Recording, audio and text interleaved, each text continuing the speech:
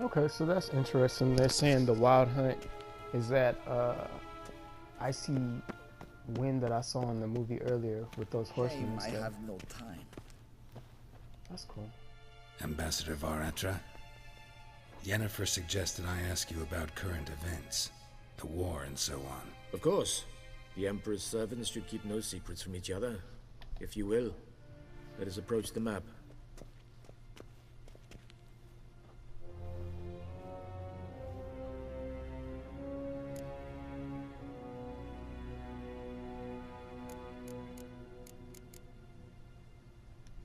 How's the war going?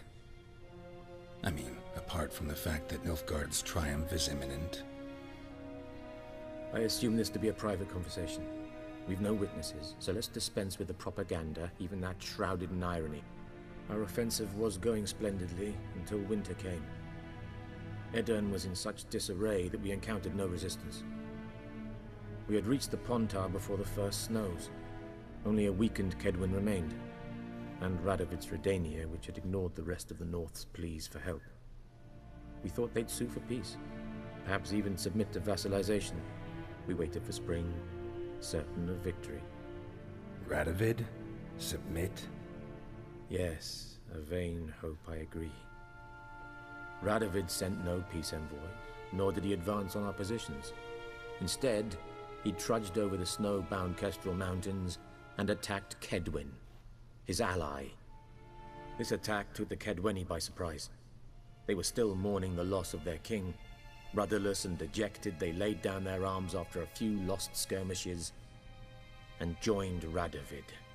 And so by spring, instead of two weak enemies, we had only one powerful one.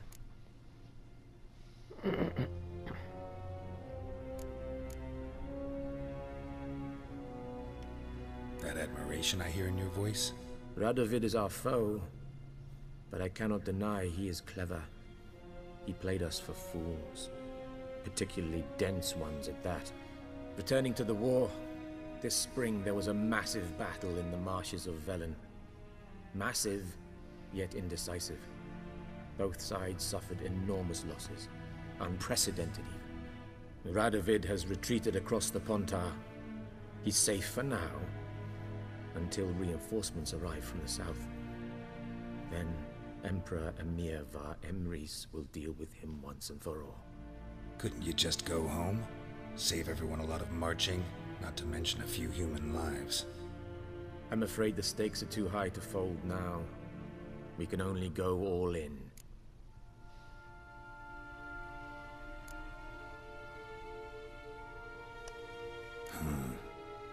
How do things look in Velen? As bad as ever, perhaps worse. This land never flowed with milk and honey, and now it flows with blood.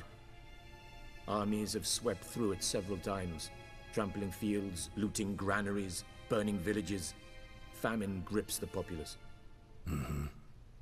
So how's ruling that earthly paradise going for you?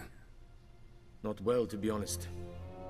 Our forces are spread thin as it is, and Velen is chiefly swampy forests that are difficult to control.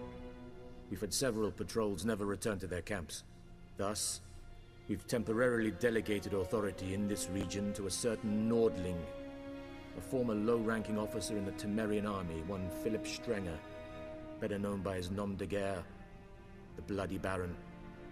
I advise you well. Avoid him.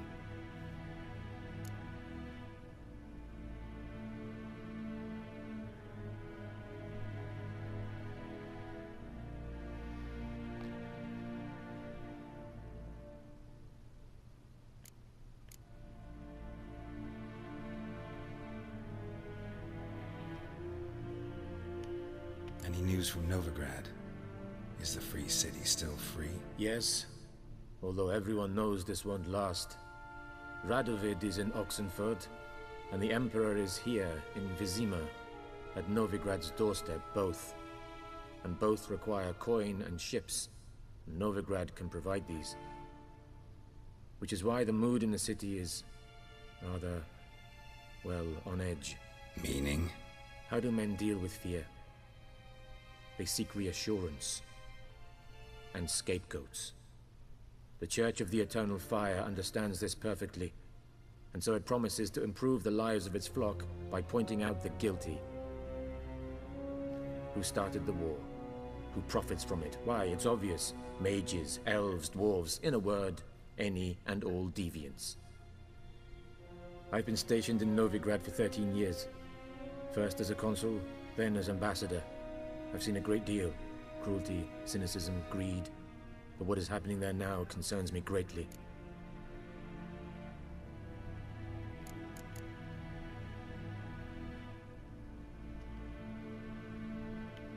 What's new in Skellige? Nothing. The islanders pride themselves on that, don't they? Doing everything according to tradition, as their forefathers did. And like their forefathers, they quarrel with each other, pillage, occasionally attack our transports. This is cumbersome, but nothing more. Skellige has always been a footnote to history, and so it shall remain. Sound awfully confident. What if King Bran manages to unite the Jarls? Lead all the clans against your fleet? King Bran is a feeble old man. From what I know, he barely remembers the names of his own vassals. Uniting all might prove difficult.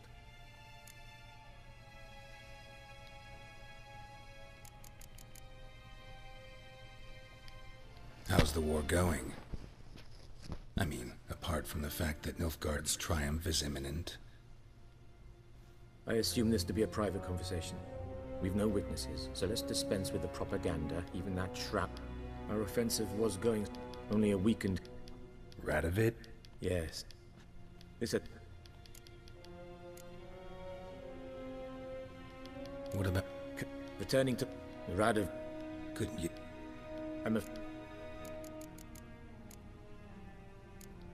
Thanks for your help. Think nothing of it. May the great sun light your path.